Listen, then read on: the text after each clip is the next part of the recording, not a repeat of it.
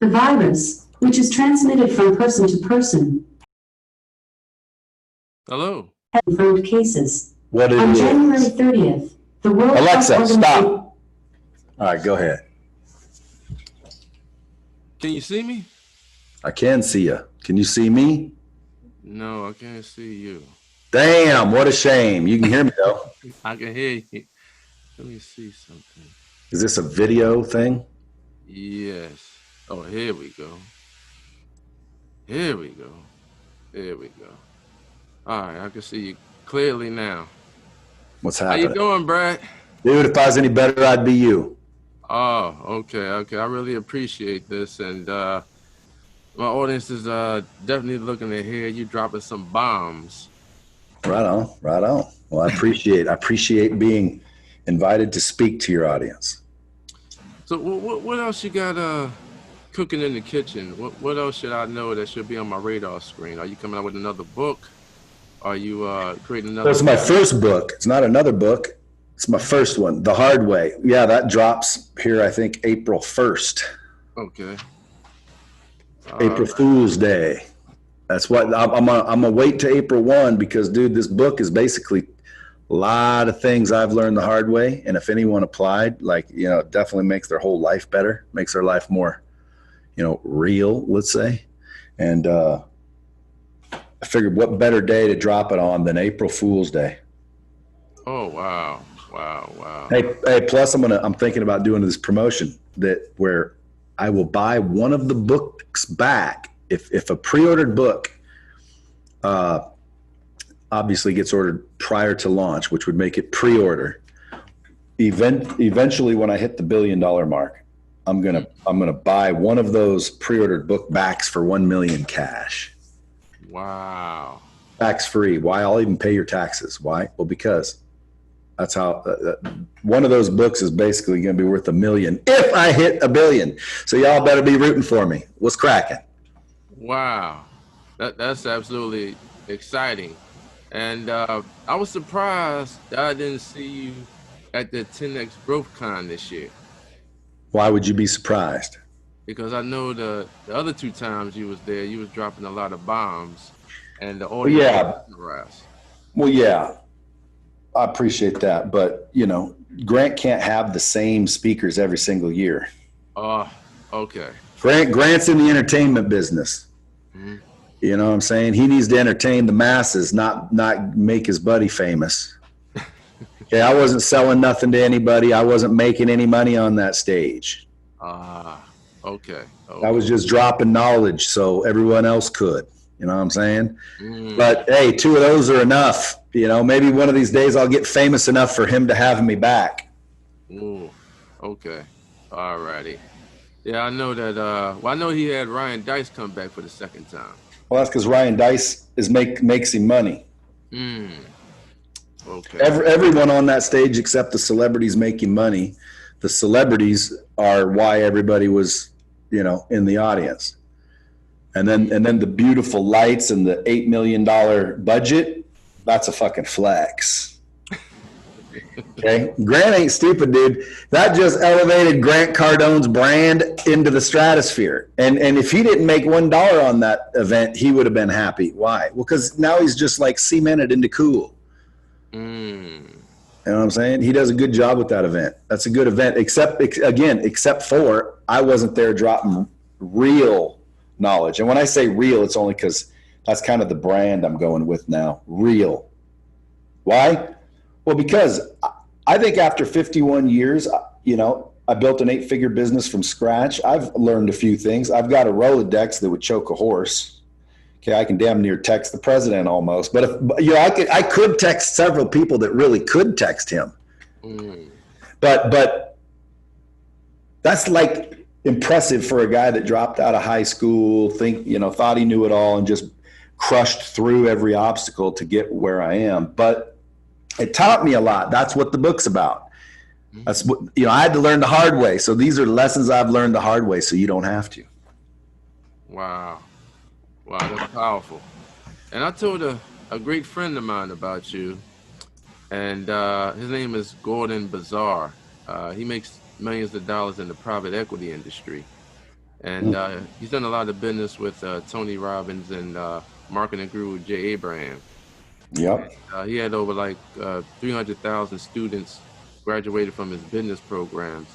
So he went to your website and he loves what you're doing with the VT brand. And he wants to see if you can do a 30-minute conference call to see how y'all can create value for one another. Sure. I'd say more like 15. I mean, we can figure it out in 15 minutes. And then if it goes good, we'll talk 30. All right. I'll let him know. He's actually in the California area. Right on. Well, I'm not too far from him. Okay. All right. Well, I'll let him know and we'll set that up. Now, you want me to set that up through you or through your lovely assistant, Maria? She would be the one to get her done. All righty. All right. If you tell me, I might forget. Okay. All right. You ready to rock and roll? Yep. All righty. Good afternoon, everyone.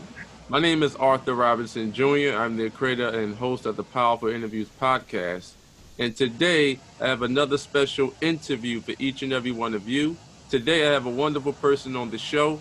He's a great friend of mine. His name is Brad Lee. For those that don't know Brad Lee, let me explain to each and every one of you about this incredible, powerful man. Brad Lee is the founder and owner of LightSpeed VT. He built that company to a multi-million-dollar brand. And he's worked with phenomenal speakers like Tony Robbins, Grant Cardone, Zig Ziglar, and many others. He is the best-selling author of his phenomenal book that's coming out in April, which is called The Real Deal. And he has a phenomenal Outside the Box podcast show, which is called Dropping Bombs. And that is an awesome, impressive resume. Without further ado, I'd like to welcome the one, the only, the powerful Brad Lee to the show. What's happening, Arthur? Appreciate that. But you got the book wrong. It's The Hard Way, bro. Oh, The Hard Way. Yeah. The Real Deal, that's me. The book's called The Hard Way. Okay. But that's all right. Dude, that was a pretty good introduction. Well, Did my assistant send you that or something? Yes, I was looking on it. It said The Real Deal. No, it's not The Real Deal. The Real Deal was something I authored a long time ago. It was a lease presentation that really kicked off the whole shebang, if you want to call it a shebang. Anyway, what's your questions? Man, I'm glad to be here. Well, I appreciate you coming on my show and dropping bombs and conveying value to my audience about your phenomenal brand, LightSpeed VT, and how to build unlimited wealth. I gladly appreciate it. Appreciate it. Brad, can you explain to the audience in layman's terms, who is the phenomenal Brad Lee, and how did you take the LightSpeed brand and build it to a multi-billion-dollar company? Or should I say multi-million-dollar company? Well, you got to say million, but I'm trying to turn that into a B. Okay. But you got to get real in order to get that turned into a B, right? I got to get real with myself. So right now I'm in the process of all that. But it's funny that you say the phenomenal. Like there's, why am I the phenomenal? Well, the reason why I say you the phenomenal because you did build a multi-million-dollar brand and you did that from scratch. Then I've seen two impressive speeches that you did on Grant's platform at the 10X Growth Con. The first Growth Con and the second Growth Con. That's why I call you phenomenal. Hey, Arthur, I appreciate it. God damn it. Those are three good reasons. Okay? Because I built an 8-figure company from scratch and I did 2 decent speeches. However, that doesn't make me phenomenal. I think anyone can do that. I believe it, but they have to believe it, which is the problem. Most people don't believe that that's real, so they can't ever achieve it. Who do you have, Brad, that is in your corner to help you maximize and grow your market? What? What'd you say? Who do you have that is in your corner to help you maximize and grow your market? The VT brand. Dude, we have everyone is in our corner. Like our entire team here at LightSpeed, our clients and their teams, the companies and their employees, everybody's in our corner. Wow. Now You're in my corner, ain't you, dog? Yes, I am. All right, good. Now That's all that matters, ain't it, Arthur? that's all that matters. That's all that matters. I love surrounding myself around like-minded people. And do you think entrepreneurs and business owners need to formulate their own mastermind and brainstorming groups? Well, yes, actually. I mean, depends. I'd scrutinize the groups a little bit. I'd raise my standards to form those groups in some cases, but absolutely, 12 people thinking about the same problem is better than one person thinking about it. Now, I know you built an 8-figure brand. And I did. And VT. Hey, but by the way, every time I see, that's why I have an inner guilt, because when I say I did it, it's not just me. I had help. I had freaking Jason, my other partner in this deal. I had all the employees, the programmers that work under him. Freaking, clients went out there and pitched in. Everybody's contributed. Obviously to this quote unquote phenomenal success. But quite frankly, when you ask Brad Lee, I think we should have been a $1 billion company. Someone should freaking fire me for screwing up $1 billion opportunity. It's only an 8-figure opportunity because I'm fucking it up. Oh, you going to bleep that out? Sorry about that. Sometimes I'll drop an F-bomb. You know why? Why? Because it's real, and I think I'm an idiot. See? Deep down, I still think I'm an idiot. That's why I choose those words instead of bigger words, better words, smarter words. I think the lack of the profanity would probably be a more intelligent choice. But yet, somehow, some way, every once in a while, I can't help it. The profanity finds its way to the surface, and bam! In comes a fuck bomb. But anyway, I'm getting better at it. Arthur, so what are you up to? I'm just building my brand, and I just keep interviewing phenomenal influencers such as yourself. Do you edit your interviews? Yes. I just did not too long ago. I just did a powerful interview with a billionaire, Jeff Hoffman. B word. See, that's what I'm trying to get to, dog. The B. Okay, you need to be real. That's what the B's for, Sebastian. The B is for trading the M. Okay, I'm trading the M, dog. You need to trade the M. Maria, trade the M t-shirt. Write that down. Trade the M. That's good. That's mine. I'm gonna trademark that. Trade the M. Dude, you got to trade the M for a B. Wow. Well, I think more entrepreneurs need to adopt that mindset. And I take no for an answer. You know what no stands for? What? Next opportunity. That's what I like that. No. I like that. Is that a Arthur Robinson Jr. original? That's original. All right, you should coin that phrase. Maybe I need to trademark it. Well, I would. Trade the M for a B, dog. That's your goal. Let's go. Let's roll. What you got for me? You got some questions? I got some questions. Okay, fire them away. Now, before you became a successful entrepreneur. Hey, I don't think I've gotten there yet. That's the thing. Okay. But compared to some, yeah, I'm achieving a little bit of success. Yes, sir. Indeed. Proceed. Now, was you always, who was Brad Lee when you was like 13 or 14 years old? I was a little smart mouth, learning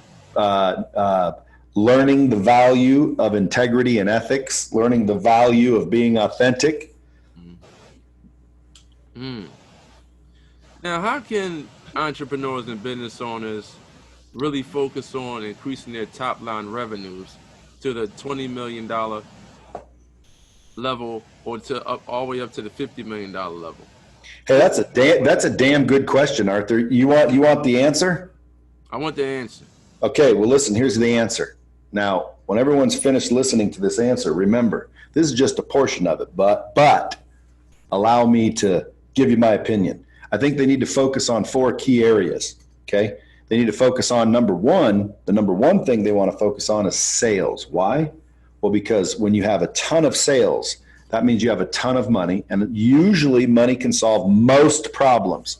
I don't care what anyone else tells you, that money will solve most problems, okay? So guess what? I would have the ability to focus on sales and have a massive assassin, top line, top notch sales force, and the ability to maintain one and duplicate one. Okay, so that's what I would do. Number 2, I would focus on customer service, because if you get a customer and you don't treat them right, well, now you create an enemy. You create a shit-talking enemy, and it's damaging to your brand. It's damaging to your culture, and it's too dangerous. So you want to make sure that every person in your organization understands the value of how to love your customers, and you better make sure they're your customers. So then number 3, I would say you want to focus on compliance. Why? Well, because of one lawsuit, one harassment, lawsuit, any kind of problem legally, lawyers, lawsuits, problems, accidents, injuries, claims, lawsuits, they're no good, period. End of conversation. You don't want them. They're a distraction. So you make sure you focus on compliance in the first place. Dot your I's, cross your T's. You hearing me?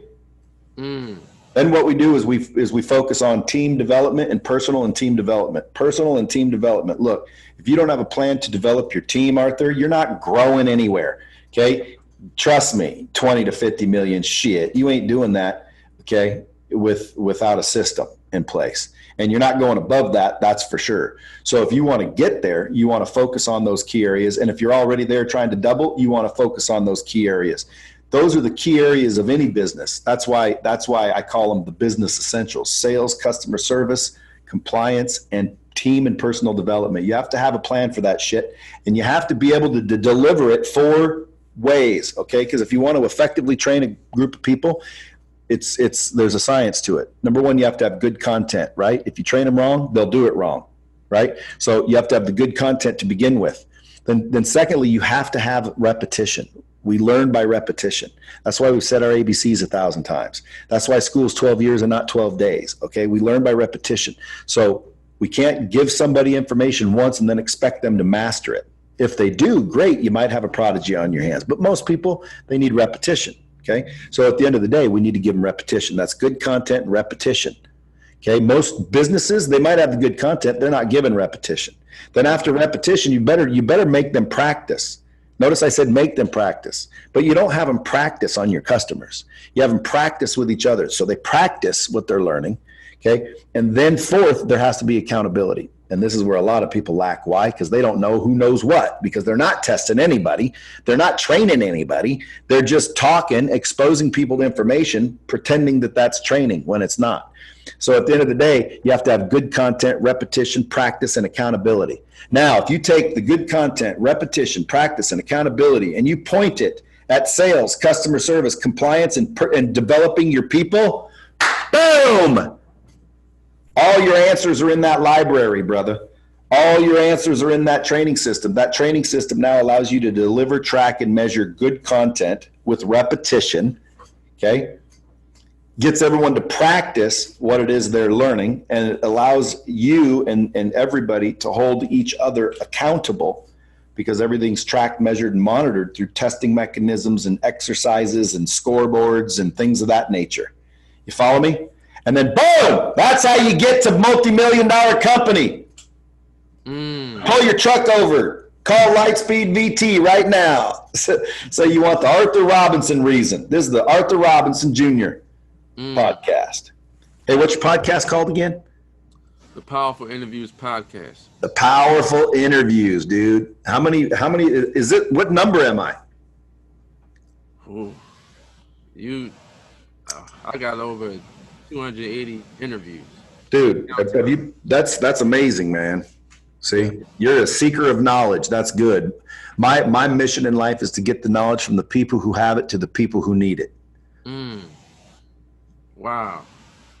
Now, you're dropping bombs as you normally do. Yeah. And you talked about I only do that on my podcast. you talked about accountability. Yes, sir. Accountability is extremely important for entrepreneurs. Now let's talk about the word entrepreneur. Now the word entrepreneur means entreprendre, and it was a Latin word, and it was invented in the 15th century in France. And a gentleman by the name of John Baptist, he invented the word, and over 300 years later, that word still exists, which is entrepreneur. So entre means between, and ponder means to take. So it means to take lower productivity and increase it to higher productivity. Can you explain to the audience how are you increasing your productivity in your businesses? Well, I will take that definition as fact, even though I have not confirmed that myself.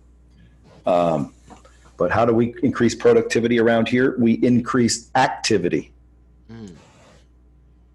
Okay. Wow. Wow. He said, wow. Was that rocket science, Arthur? Oh, that was a powerful statement that you just made. Now, what mistakes are you seeing that entrepreneurs are making when they are building a brand? And is your brand, would you consider that your promise? Arthur, you got some good questions, dude. Your brand is your promise. Yeah. I would agree with your brand is your promise. Your brand is basically what people, or what your brand could be anything, by the way. Your personal brand, I'm assuming you mean, because there's a personal brand and then there's brands, right? Like Pringles, that's a brand, bro. And then there's no buddy. It's a thing. It's a product. And then there's a personal brand. And I think everyone has their own personal brand no matter what. The question is, like, you have a personal brand. Everybody has a personal brand. The question is how many other people are aware of it? See what I'm saying? We all have a personal brand because we're people, and all people have one. The difference is some of us are more visible because of that personal brand, and people start to like share the word or the message or resonate with it in some way, or they think you're a train wreck and they share you with their buddies, or whatever reason. Some of us are more visible than others, but we've all got a personal brand. You know what I'm saying? So at the end of the day, what is that to me? The personal brand. The personal brand is who you are. So the promise is who you are, right? Like if you do, in my opinion, do it right, which is just basically keep it real, like be real. Okay. Like I got a whole curriculum and program and like, it's almost like a replacement for freaking Harvard I'm building, which is basically showing people how to build a real life, how to exchange the M for a B. And by the way, for some, it might be showing people how to replace the T to an M. Okay. You don't want no T. You definitely want an M, don't you? Okay. You don't want no T, dog. You want an M for minimum. Okay. And million. Okay. Million minimum. A million minimum. That's another damn brand right there. Million minimum. Million minimum. Yeah, a million minimum, bitch. If you can't achieve a million, dude, you did something wrong. You weren't listening. Pay attention. I'm going to teach you how. It ain't rocket science, folks. Let's not make it harder than it is, huh? What's so hard about it? You solve problems, exchange the solution for money. You solve problems and you exchange the solution for money. What's hard about that? Like, what can you do? What can you do? What problems can you solve for me? And can you solve them cheaper than you can get for them? In other words, if it costs you $5 to solve a problem and I'm only willing to pay $3, well, you need a bigger problem. Okay, like it doesn't make sense. I won't pay you $5 minimum. Well, then you can't even break even. So figure out what it costs you to solve problems for people, and let's say whatever the number is. Hey, it costs me $200 to solve this problem. Okay, well then charge, for example, $400 to solve the problem. And now the other person that can't solve the problem is willing to give you $400 to solve that problem. And then you make $200 and solve their problem, and then you scale it. Okay, you build a business around it, and next thing you know, you're working for yourself. And then the question is do you have the discipline? Do you have the knowledge? And do you have the blueprints to build a successful business. Because if you don't, you're in for a rude awakening. There's a whole bunch of loopholes and contracts, people that'll screw you, all kinds of crap that'll go on. Just trying to collect money sometimes seems like a freaking daily thing, which it is. So what do? Well, that's called an accounting department, Arthur. But at the end of the day, you grow and scale that business into as big and badass as you want. The question is what are your limitations? Well, you got to ask yourself. Why? Because people set their own limitations. And that's real. See? That's why I keep going back to real, dude. You want the rules for an extraordinary, abundant life? I'm going to give them to people. Well, according to me anyway. Why?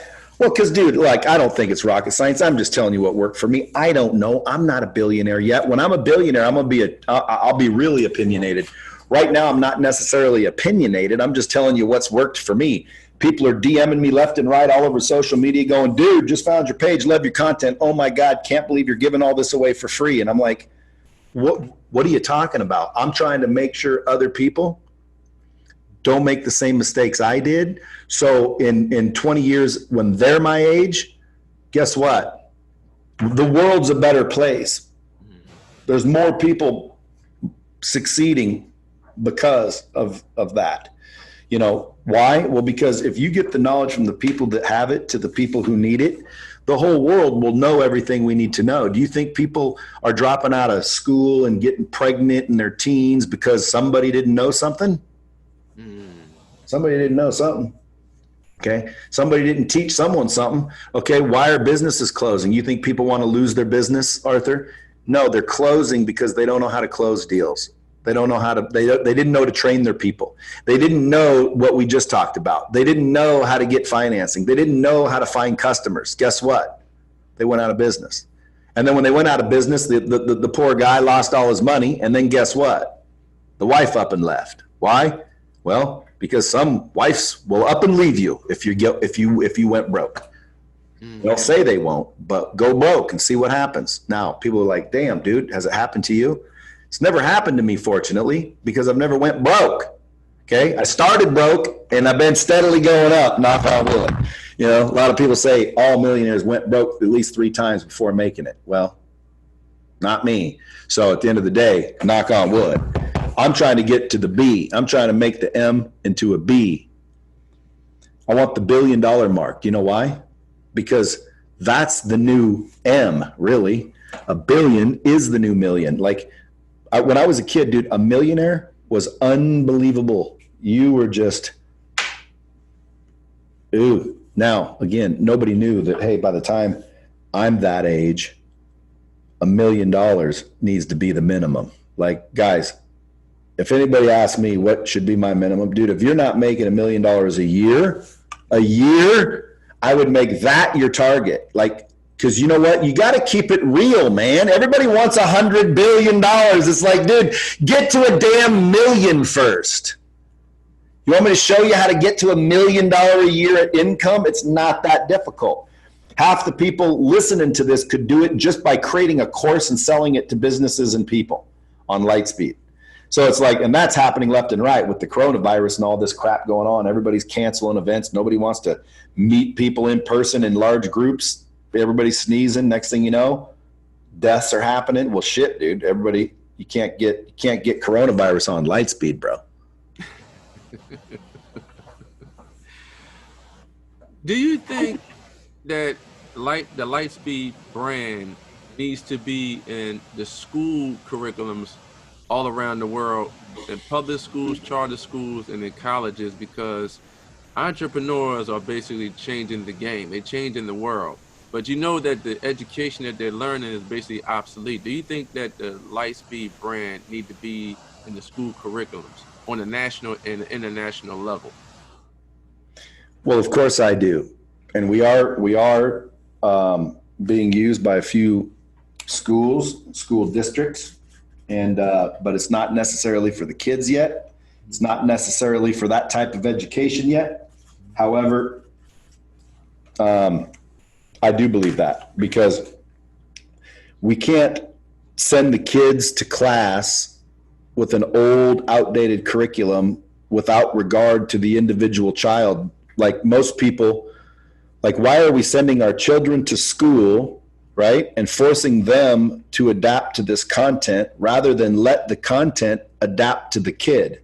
And if your kid's a little math nerd and wants to, end up a scientist, well, guess what? We'll make him the best scientist ever, or her the best scientist ever. Why? Well, because as a kid, as an individual, not just as a kid, but as an individual human being, that person kind of excelled at certain things while other people didn't.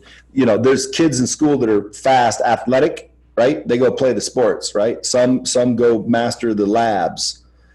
Some hang out at the park. Some go off in the back and smoke the weed because their parenting, is probably an issue at their house. But who knows? At the end of the day, and by the way, great parenting also leads to the kids in the back of the high school smoking the weed and shit.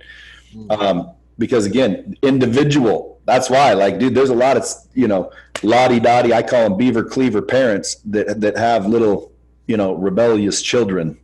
Okay. So it's not always the parenting, it's sometimes the individual. So if you send the kid to school and allow the content to adapt to the kid, you're going to get more engagement, you're going to get more adoption, you're going to get more comprehension, you're going to get more results. That's all I'm saying.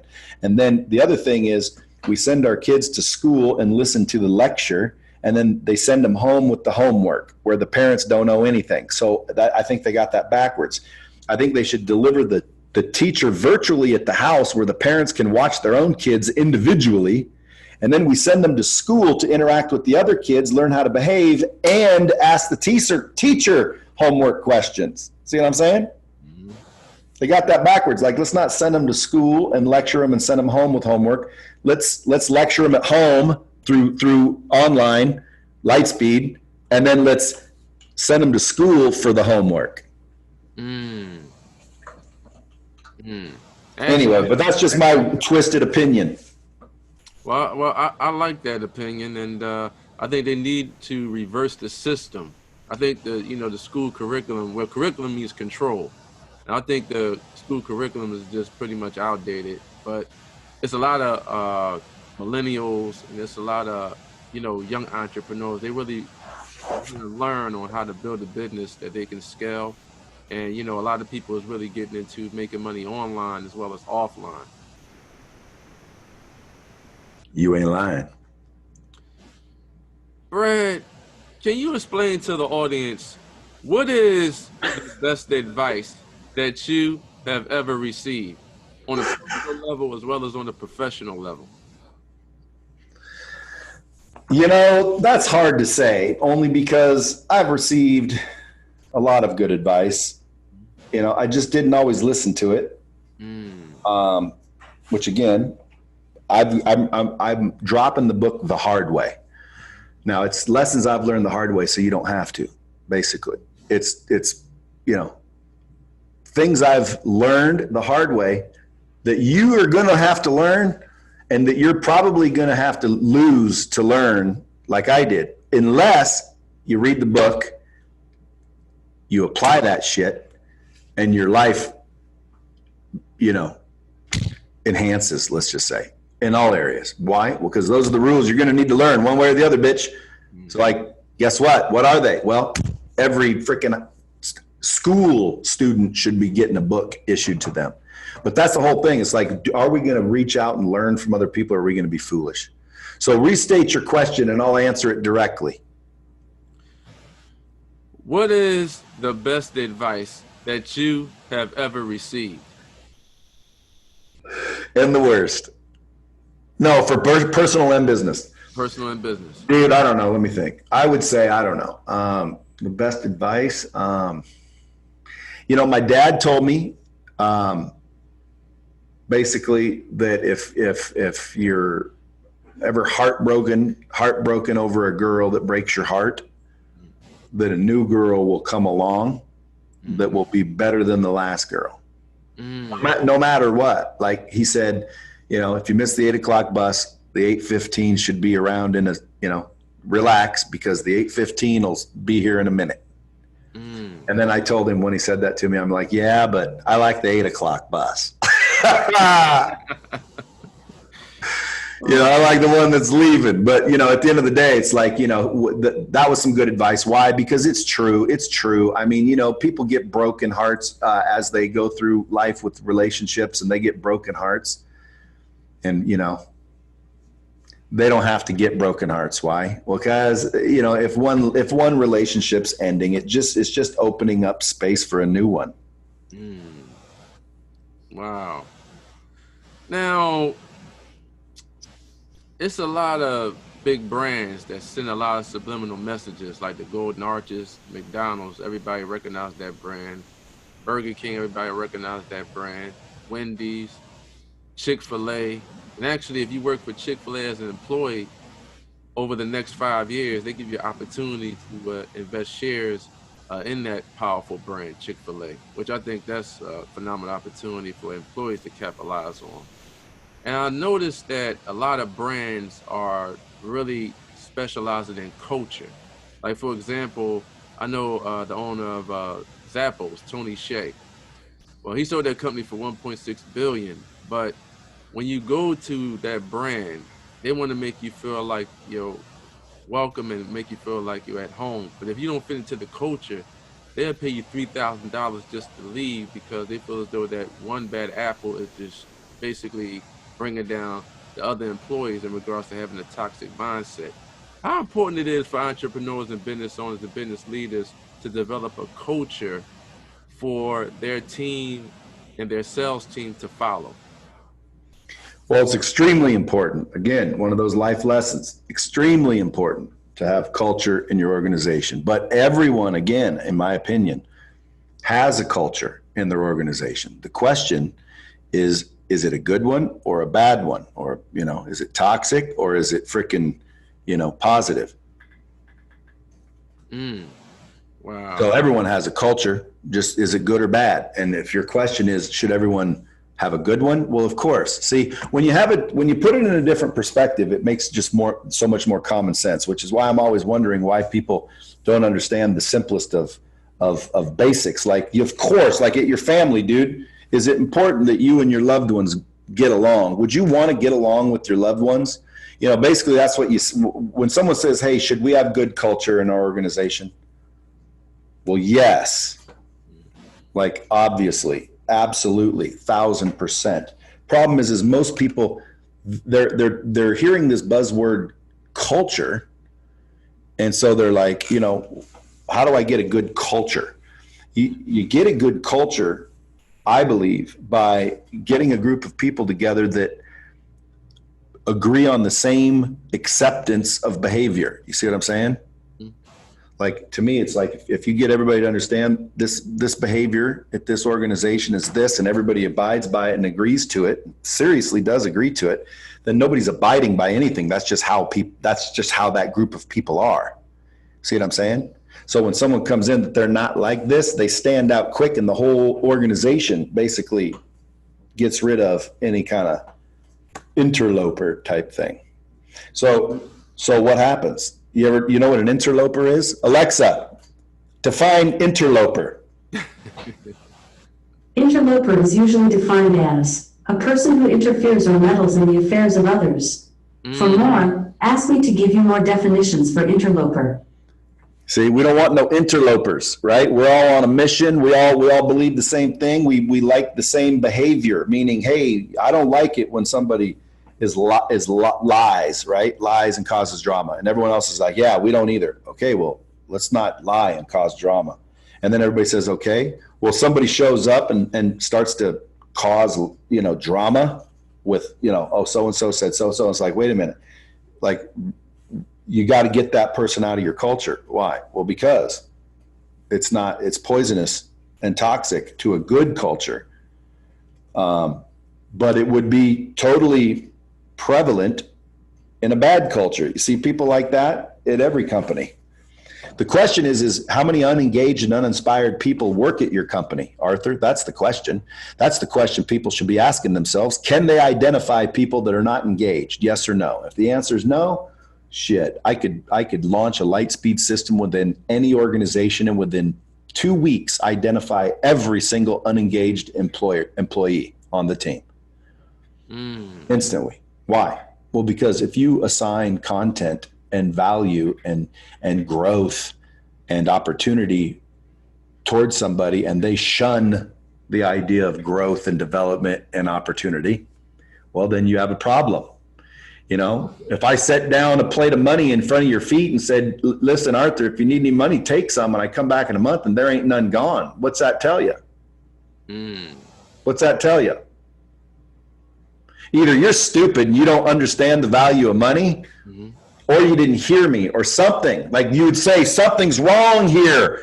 Right. Arthur didn't take any money. Like, I know he has a rent. I know he has cars.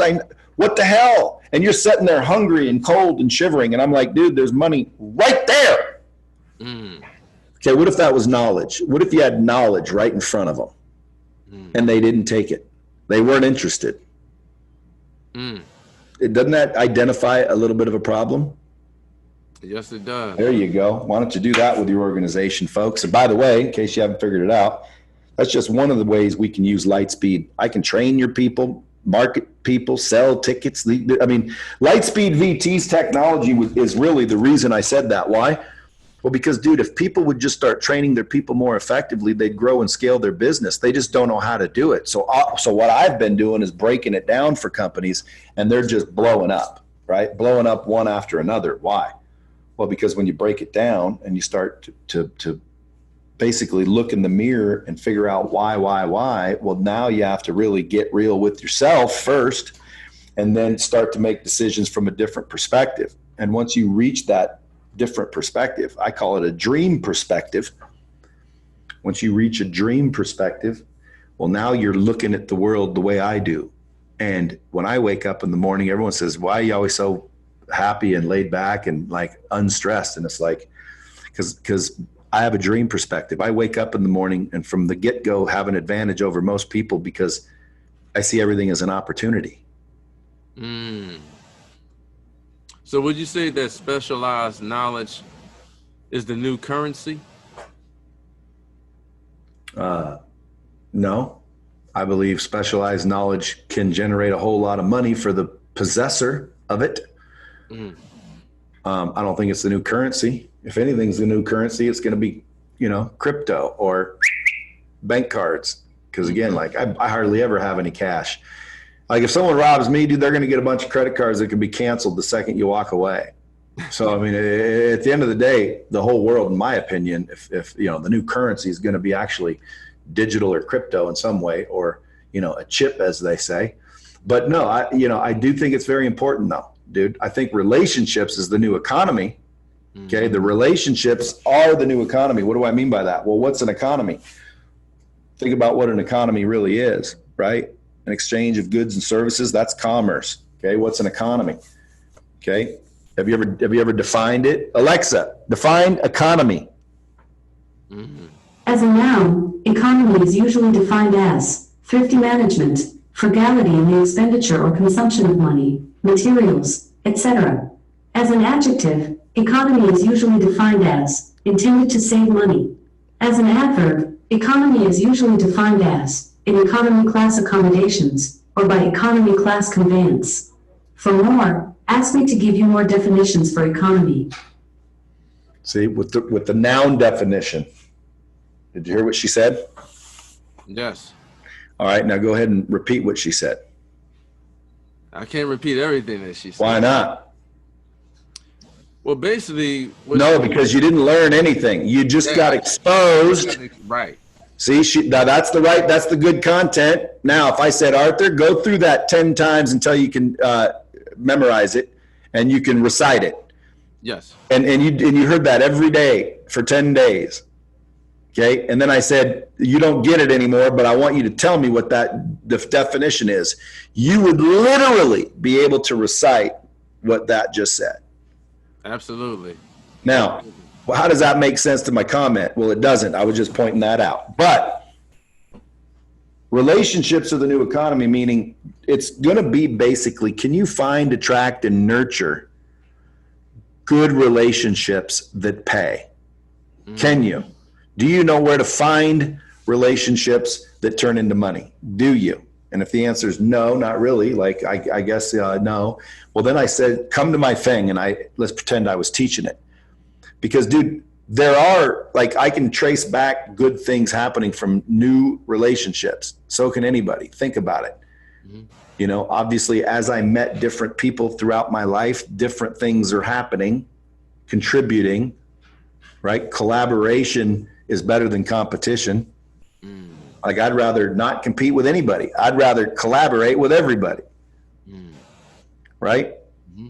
See, when I met, you know, a trainer that was kind of all by themselves, it's like, hey, listen, I'll bring you some customers. And they're like, well, why would you do that? Those are your customers. Well, because if they like you, then they can learn from you. As long as they're learning, my mission is to get the knowledge from the people that have it to the people that need it overall. Why? Because I think that'll elevate the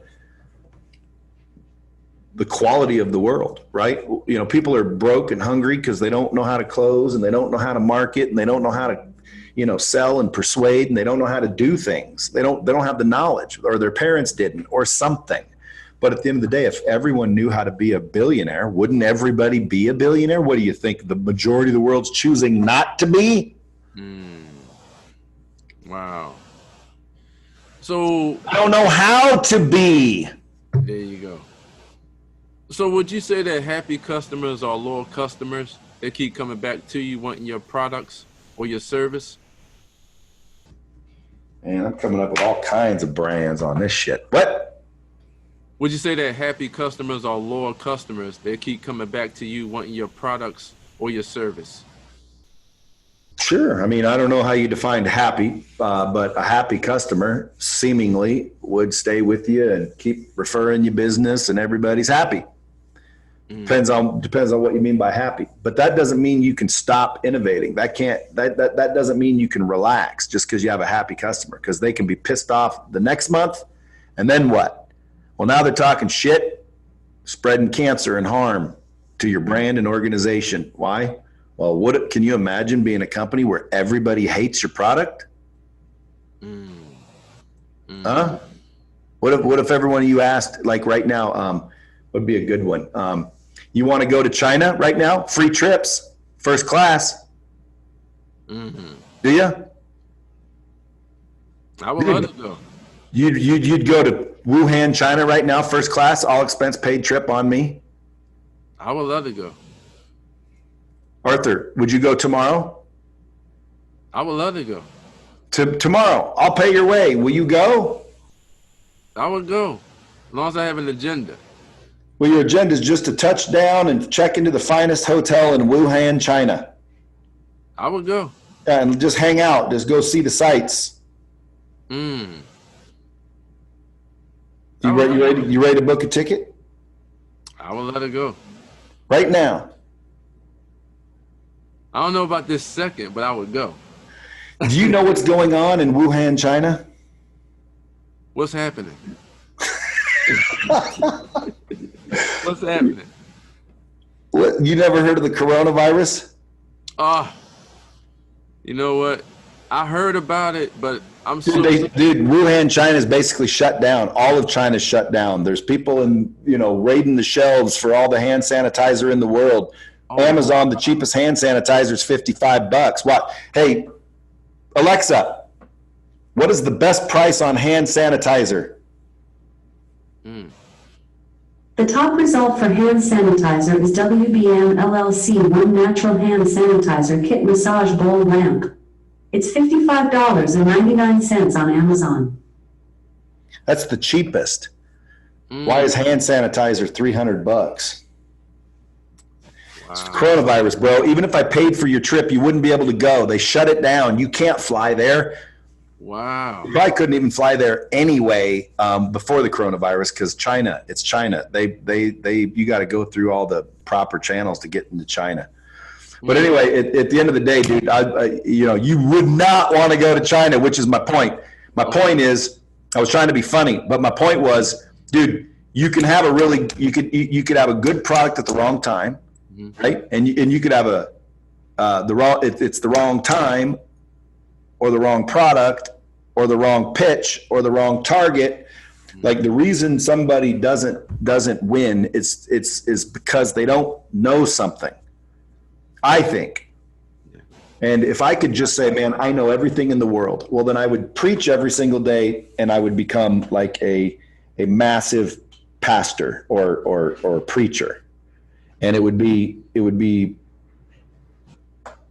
know, here's how you make money. Why?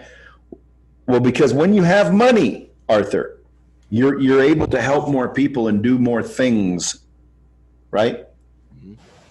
So money's not a bad thing. Some people are, you know, convinced that it is, or taught that it is, or believe that it is, and they're not even aware of it. And then there's a lot of people that actually will come out and claim it, and it's just a problem. People have the wrong belief about money, I think, sometimes, because I've never seen a situation where money made it worse. Wow. Now, as far as China, that's a bad situation that's happening over there. And I'm so immersed into my business, I'm not even following those details over there. And you mentioned that powerful word, money. Now let's have a conversation about money. Now I know money is not value. Money is just a facilitator to do transactions. Can you explain to the audience, how would you define money? I define money as options. Wow. Wow. So would you say that money is a byproduct of the value that you uncover? No, I would say money is about options. The more money you have, the more options you have. If you have lots of money, you have lots of options. And again, options literally could be equal to or equivalent of the word freedom. If you can do anything you want, whenever you want, with whomever you want, free of any repercussion whatsoever, that would be considered total freedom. Wow. Because again, I mean, how are we defining the word freedom? You know, we're all free right now, but we're not. You got to pay your taxes. You got to do shit. You got to wear your seatbelt. You know, you got to go to school. If your kid ain't in school, dude, you're breaking the law. Like if your kid isn't eating this garbage that they're advertising on TV, this, you know, Montesano or whatever, that huge, like there's so many big, huge companies people have no idea about. It's unbelievable, that are doing some crazy, crazy things. Like it's almost like U.S. population are cattle, and they're just sending out their stuff on cattle. But you know, people are like, oh, that's conspiracy theory. Well, I don't know. Is it? Like, go read, go listen, go. Like, Google's the best invention I think's ever been made in the history of the world, from a business model and for what it is. Like, thank God for Google. You know, I think Google is literally changed the world. Everybody's all impressed with Elon Musk. Shit, dude. Elon Musk did PayPal. You know, PayPal's great. It's just it's a good idea at the right place at the right time. But Google, how come Sergey Brin, is that who invented it? Alexa, who invented Google? Google was founded by Larry Page and Sergey Brin on September 4th, 1998. That's the smartest some bitches out there right there, those two. Wow. Like, dude, that's impressive. Like, again, I love Elon Musk, don't get me wrong. Elon Musk is a cool dude. He smoked weed on Joe Rogan's show. That was awesome. But, he's a billionaire. You know, I'd listen to him. I'd shut my mouth around him. Don't get me wrong. But he started PayPal, made a bunch of money. Now he's willing to spend it going to do crazy shit. Why? Well, because he realizes his money can't run out. It's making so much other money that he can afford to take risks, and he's a risk taker. Again, give me several $1 billion. I'll try and figure out how to get us to Mars faster than Elon. I'll go make a kick-ass aircraft quicker than Richard Branson, but I don't have the billions of dollars to throw at it.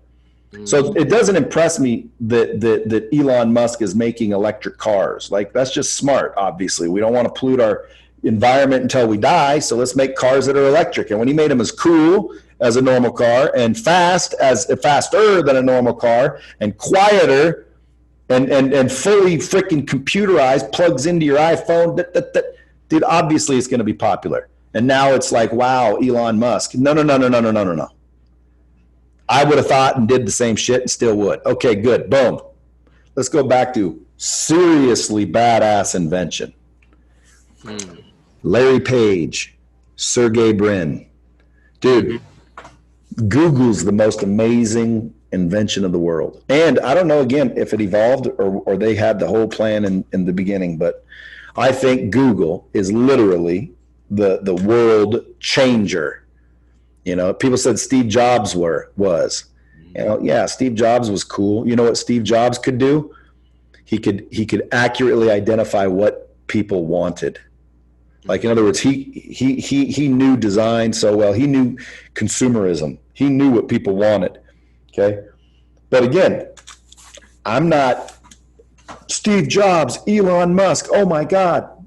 But when it comes to, wow, now that was smart. Larry Page and Sergey Brin. Like, dude, Google. Think about it. Google. Yes, it's a phenomenal brand. Google, it's the absolute best invention of all time, period. People are like, well, if you didn't invent penicillin, we'd all be dead. We wouldn't have Google. Right. So we can keep going back to the dawn of time and thanking something else at the original area where we didn't get wiped out by the Spanish flu. You know, we didn't get wiped out by SARS. We didn't get wiped out by the bird flu. We didn't get wiped out by H1N1. And I doubt we're going to get wiped out by the damn coronavirus. But it's sending panic through everybody. Why? Well, I don't know. You can read on the back of a damn Clorox or you know, I forget what those handy wipes are, but it basically says human coronavirus right on the back. It like gets rid of it. So at the end of the day, coronavirus isn't really new. It's the strain that's new. And the strain is basically causing way more ruckus than the original coronavirus. So keep your hands clean, folks. Keep your hands clean. Keep your hands away from your face. And ultimately, you know, keep your distance from people. You got anybody sneezing, get away from them.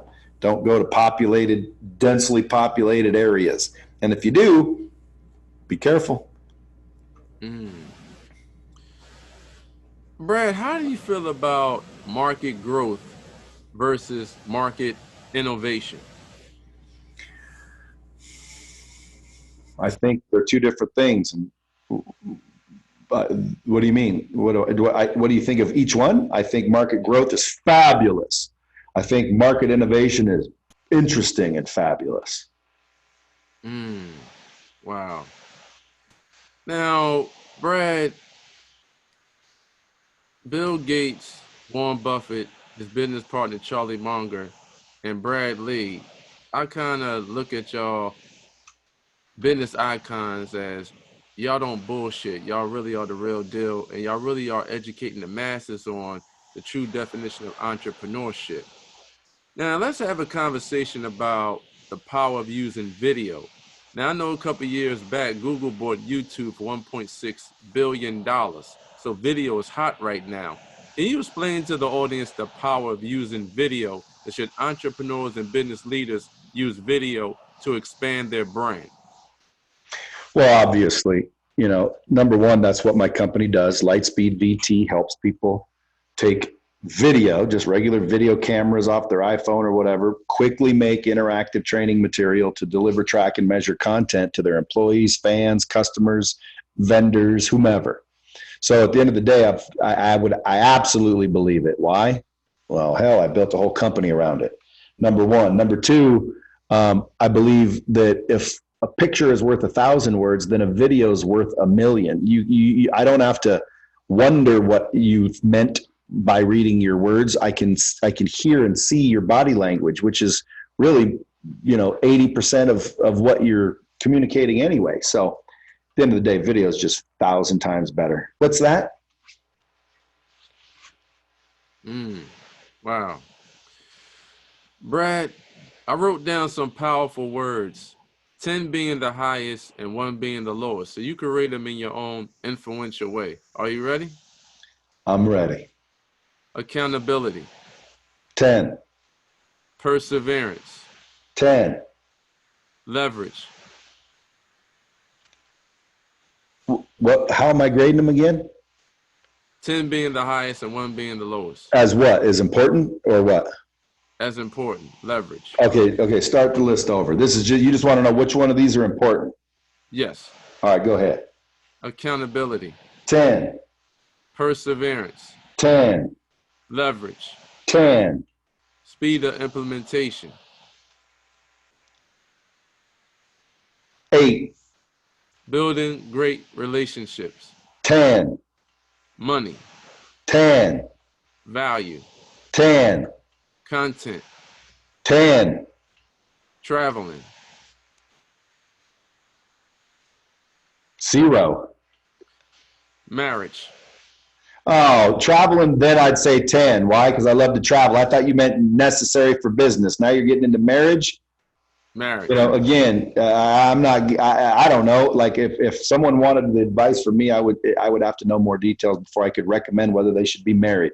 I'm married. I think it's wonderful. Love. Lovely. Family. Oh, have a big one. Oh, am I supposed to say 10? Yes.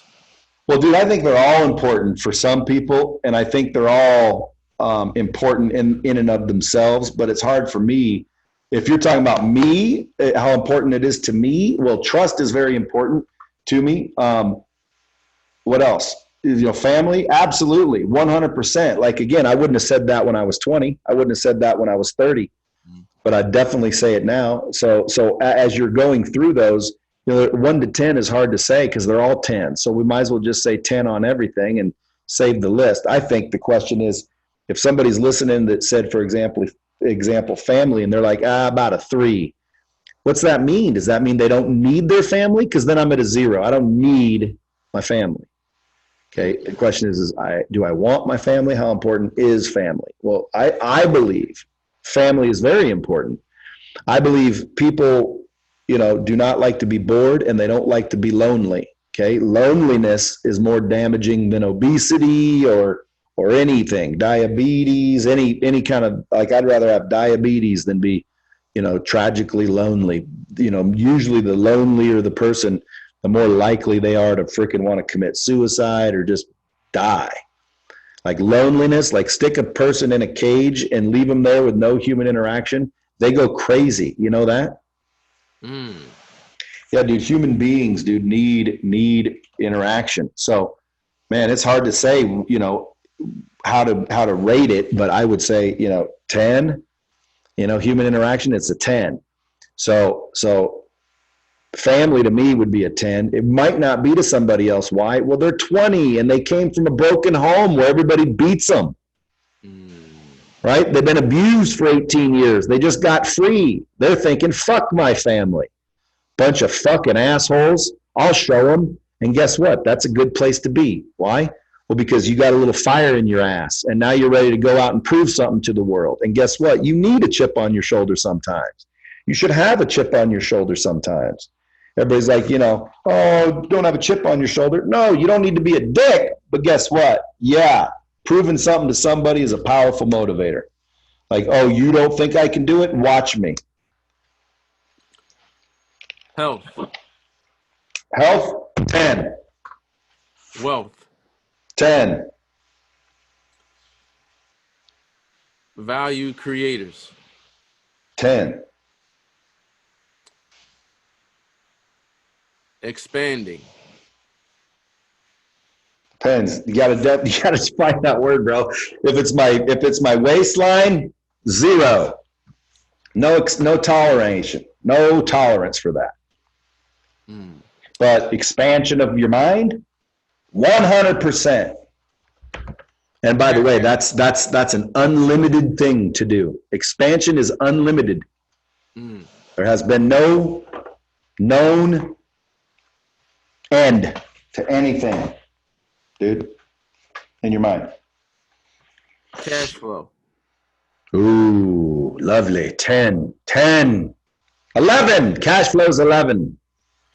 systems, 10, processes, 10, key performance indicators, 10.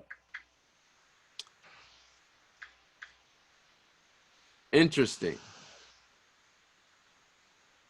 What? like things you're interested in. How would you rate interesting? I don't even know the question, but I say 10. Be as interesting as you can be, dog. Be as interested as you can be. 10, Intellectual property. 10. All right, that was good. And everybody's got some. Everybody's got some intellectual property, man. Listen, if you have any intellectual property that you want to figure out how to package up and offer to individuals and people and businesses, next thing you know, you got recurring revenue coming in because your training system is being implemented and utilized by people that's taking that knowledge and bettering their lives. Like I said, hit me up, dog. I'll show you how I did it for Tony Robbins, Zig Ziglar, Damon John, Grant Cardone, Brian Tracy. I mean, the list goes on, folks. I am the man that will help you monetize your knowledge. I'm also the man that'll help you train your company better. So follow me on social media. Come on now, Arthur. Do you follow me, Arthur? Tell the truth. You don't follow me. I do follow you. What are you thinking lately? How you liking the posts lately? I love the posts, and I love the Dropping Bombs podcast because that's right in my world. Thank you. Well, again, I love the podcast too because it gets that knowledge out there and it's easy to do. I don't edit it or anything. That's why I was asking if you edited it at all. I don't edit it at all. Oh, okay. You just publish it raw. No, when someone sits down, I press a button and that plays that opening music you hear. Mm-hmm. So all I do is hit record, press the button, it plays the music, and then when the music stops, I start talking, and then when we're done, I press the button, it plays the end, and then I upload it, and it's done. Now, you talked about economies, and, I know great people build economies. Have you ever thought about doing your own live events and live seminars? Yes, I have. But I haven't decided to start. I've just decided maybe that they should be considered. All righty. Well, if you do, I want you to let me know first thing because I would definitely like to promote it. Well, I appreciate that, Arthur, but I can promise you this. If I do, you will know about it without me telling you. Wow. Now, how do you feel about the social media platforms? I look at these platforms and email marketing as delivery systems. Mm-hmm. Great content, you publish it out on these social media platforms, and instantaneously you can get an audience, or you have to build your audience up to the level that you on, or Grant Cardone is on, or like Gary Vaynerchuk is on. Hey, who do you is that 3 different levels? Yes, they are. Yes, they are. Who's on the top of that level?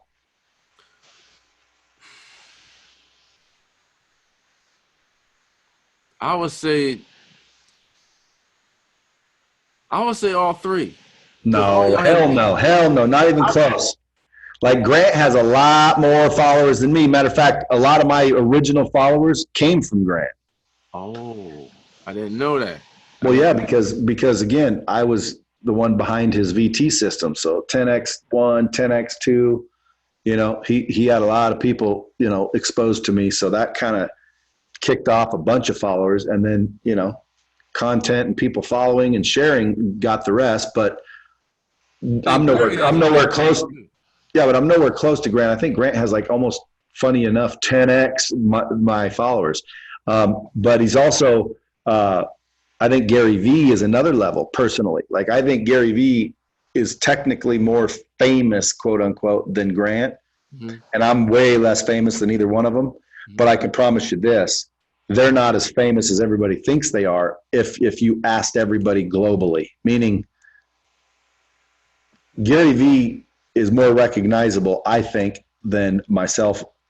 Obviously, I think Grant's more recognizable than me, and I'm more recognizable than some. Okay, but at the end of the day, none of us are really recognizable when you talk about from the global perspective. Like, think about it. There's 8 billion people on this earth, and I'll bet you more than 7 billion, they don't know either one of us. Right? That's true. That's right. Okay, so we ain't famous, dude. We're just more famous than you. Wow. Like Grant's more famous than me. Gary's more famous than Grant. Brad Pitt fucking dwarfs them both. You know, like freaking Danny DeVito is more famous, I think, than Grant Cardone. However, Grant Cardone is way more famous than I. See what I'm saying? And quite frankly, I don't think celebrity is as important as influence. Meaning, if everybody, you know, knows who you are, that gives you influence. You see what I'm saying? And then that influence sometimes is used incorrectly, meaning, you know, sometimes people use their influence to do things that isn't necessarily the best interest of the person that's being influenced.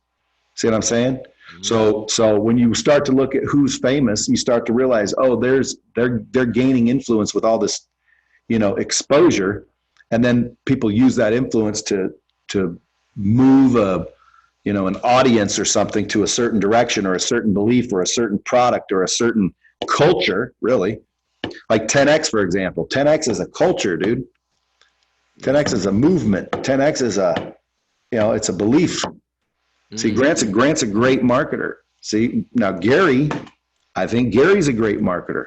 But if we wait and see who wins in the end, for example, it's going to be somewhere between a well-known individual or company with a really strong brand promise, and that brand promise is backed by integrity and strong ethics. That's who's going to win. That's who's going to be left at the end of the day.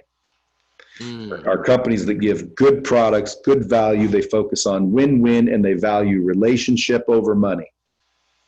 You know, I think if you value money over relationships, soon you'll have neither. Wow. Too many people are too worried about the money, man. Start worrying about the relationship. Now, that doesn't mean, you know, let everybody walk on you. And that doesn't mean not, you know, get what you deserve. What it means is, you know, look for win-win situations, look for win-win scenarios, because those last. When a scenario's too far into one way's advantage, it's going to end. Why would you want things to end if you've already established a good working relationship? Wow. So you make it win-win. So a customer calls you up one day, cries, complains, it's going to cost you $1,000. You could fight that and piss off a customer, right? Stand your ground. Tell them to pound sand then if they don't like it. Or you could factor in, would I rather have this relationship or that $1,000? Well, having the relationship a lot of times will replace that $1,000 because they tell 10 more people how great you are. They realize that you really do value them as a customer. It's not just bullshit. It's not just lip service. And when someone says, hey, how do you like doing business with so-and-so? Oh, dude, straight up awesome. Good dudes, good people over there. Dude, your business explodes. So really, you can fight people, right? You can fight people, argue, grapple, defend, or you can freaking put the relationship first and then use common sense and, you know, handle different situations that may come up. You see what I'm saying? But don't just all of a sudden focus on the money. Relationships over money, not money over relationships. If you put money over relationships, you're not going to have any left eventually. You know, you might have all the money, but you won't have any relationships. And I promise you, brother, if you don't have relationships, you don't have money. And even if you did have money, but you don't have any relationships, who wants it? You know, all you're going to have is a bunch of people retailing you to get that money away from you. Nobody likes you. Like, who wants to live that way? I'd rather be comfortable making, let's say, $500,000 a year with very good, rich, solid friendships, if that was the only way it would be possible, than having billions of dollars and everybody hate me. everybody hate me. I wouldn't want to live in a world where everybody hated me. I don't care how extravagant it could be. Like, you know, oh, I can go race Lambos and crash them and crash Hobie Cats and freaking I can, you know, do anything I want, whenever I want, but no one likes me. And I knew that. I wouldn't want to live that way. I don't think, unless I died, figured out what happened afterwards, then maybe I might have said, shit, didn't matter. Like, but no, I mean, I think all around, a lot of people need to put the relationship first. And the relationship they need to focus on, most important, is the one they have with themselves. Focus on the one you have with yourself first. Get real with yourself. Determine what real looks like for you. You know, if $1 billion isn't real, quit pretending that it is. It's just slowing you down and causing you to, you know, really lose. Like, you got to set a real expectation, a real goal. You know, if you want real money, you want freaking real marriages, you want freaking real relationships, you got to get real. You said relationships over money, and you got to get real, and you got to identify what is real to you. And then you talked about that powerful word, common sense. And common sense is like deodorant. The people that need it the most, they never use it. Heard that. I would agree. Now, we talked about a lot of powerful people that you work with, Brad. Who we talk about who's powerful? We talked about you. I ain't powerful. Actually, you know what? I take that back. I am powerful. I don't want to put that in the universe. Listen, I'm extremely powerful. I take that back. You are correct. I'm extremely powerful. Keep going. I retract the whole question. Everyone's powerful, even you, my friend. So keep going. What's your next question? We talked about Grant Cardone. Yes, sir. And good man, Grant Cardone, by the way. If you guys aren't getting any interest rate higher than 6%, you might suggest checking into Cardone Capital. Then and I know you worked with Tony Robbins. Tony Robbins is a good dude. I don't see him much anymore. That was years ago. He put a course on LightSpeed, but now I think he's a billionaire and he's kind of winding it down as a career. He's just doing a lot of live things because he loves the rush. But I think Tony's the godfather of them all. Yes, sir. Tony Robbins. From your perspective, with working with a lot of business leaders, what would you say that would differentiate Tony Robbins' brand from Grant Cardone brand? Both are two powerhouses.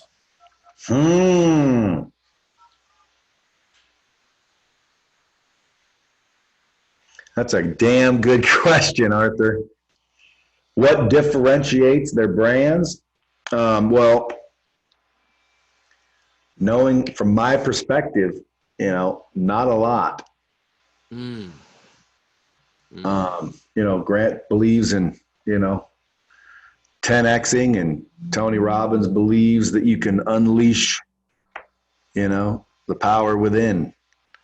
You know, I've listened to Tony Robbins. You know, Grant was basically sales training when I listened a long time ago, and all the videos he has now on real estate. I know he knows real estate because he's got a buttload of it, and he's done a lot of deals. So if you're gonna do that and you know, not do it yourself, and you just want someone to manage it and give you a small 6-10% return on it, you know, he throw your money in the Cardone Capital. He's a smart dude.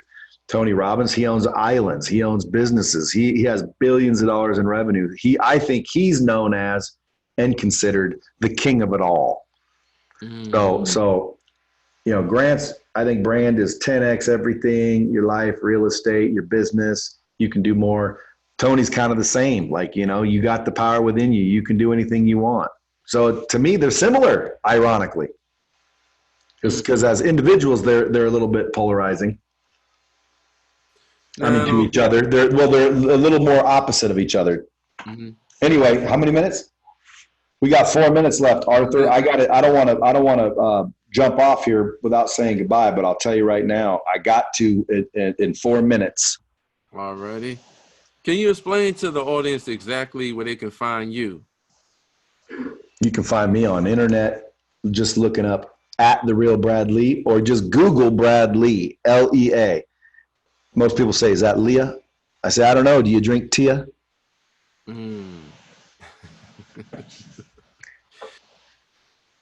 Let's have a conversation about marriage. Now, All right. I have a lot of people in my network where some are single, some are married. You know, they're successful entrepreneurs and they're building their brands. And I always get this question. They always saying that, you know, even though they're married, like some of their spouses just don't support their mission in regards to building their brand and what they do. I mean, they, you know, they want the money and they want to travel and, you know, they want to shop. But in terms of them, like helping them, you know, honing in on what's really important about building brands and building their legacy, they're saying their spouses just don't support them. And then I have people in my network where their spouses do support them. How important it is for entrepreneurs to have that support mechanism coming from their husbands or their wives? Well, it's extremely important. Again, that's one of those obvious answers. You know, it's not necessarily necessary, you know, but it's important. It's nice to have. You know, I can build a business without a cooperative spouse. I've done it. You know, but at the end of the day, that's irrelevant. I think what's relevant is, what do you want to tolerate in your life? Who do you want to build a life with? And shouldn't that person be supportive? Well, of course. The question is why aren't they? And I think the reason they're not is because they just simply don't believe in you and your plan. So if your spouse does not necessarily line up with your ambition and your ambitions, well, then you just set that person down and say, what is it that you don't believe in me about? Or the plan, because it may not be you, it may be the plan. They don't think the plan's real. Or maybe, guess what? They don't think you're real. You've been running your mouth for so long about what you're going to do, and you've been making all these promises for so long about how you're going to change and how it's going to be. And guess what? It's been years. They're tired of hearing it. So guess what I say to you then? Honestly, I say, shut the fuck up and quit telling your spouse anything and just fucking get it done. Show your spouse something. Quit talking, fucker. That's why your spouse probably doesn't believe in you anyway. So at the end of the day, stop talking and get going. If the spouse doesn't line up eventually and bolt on, you're going to skyrocket the fuck out of there anyway. Wow. Okay, because you're done fucking talking, bro. Now it's time to do. It's time to do. Okay, enough talking. Now, do I want my spouse on my page? Absolutely. Does she need to be? No, she does not need to be. Okay, we can argue and fight, and I'll still go where I'm going. It's just not going to be as easy, and it's not going to be as pleasant, and it's not going to be as good. So your question was, do I think it's a good thing? Yes, of course. Is it necessary? No. Here's what I would suggest. Okay, take your spouse, set them down, and say point blank, listen, I know I may have talked shit in the past. I know that I may have made claims that didn't come true in the past. However, I've made a new decision to do what I say I'm going to do. I've made a commitment to forgive myself from my past letdowns, promises, etc. I've made a commitment to always do what I say I'm going to do, and from now on, I'm going to do this. And then you shut up and do it. That person will then start to see that you are a person that does what you say, and that person would be on your page. But the reason spouses aren't into your dreams and on your page now is not necessarily because they're not really into your dreams and on your page. It's because they don't believe you or they don't believe in the plan. So quit bullshitting yourself and keep it real. Okay, if your spouse is nagging and arguing and belittling you, it's because they don't believe in you. Don't get all pissy and blow out your spouse. Set that person down and just say, listen, let me ask you a question. What is it in me that you don't believe in? What is it about the plan that you don't think will work? Now, if they just want to be like, well, you're an idiot, you're a loser. Well, again, you got bigger issues, don't you think? Mm-hmm. Yeah, your relationship's in trouble. Why? Because you don't understand the value of relationships, how to fix them, how to attract them, how to nurture them, and how to get them to pay you, both financially and otherwise. Why? You don't know the rules. Okay? By the way, I recommend everybody better get my book if you don't know the things I'm talking about, because life isn't hard, bro. Life's easy. Everyone says life's hard. It's not hard, man. That's a made up lie. It's not. You make it hard. You make it easy. Okay. You want your life to be hard? Keep believing it's hard. Keep believing it's hard. Okay. I'm not going to. Why? Life ain't hard, bro. Let's stop making it rocket science. Mm.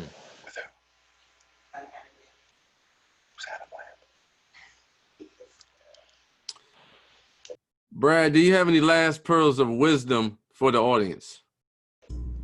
Dude, I don't have pearls of wisdom. I have nuggets of knowledge. Okay. And I have tons of them. Which ones do you want? I mean, we could sit on here for another 6 hours. Maria is basically acting like she got the coronavirus right now. Acting like I'm late for a meeting with Trump or something. Am I? No. Why? Who is this person? What is my next thing?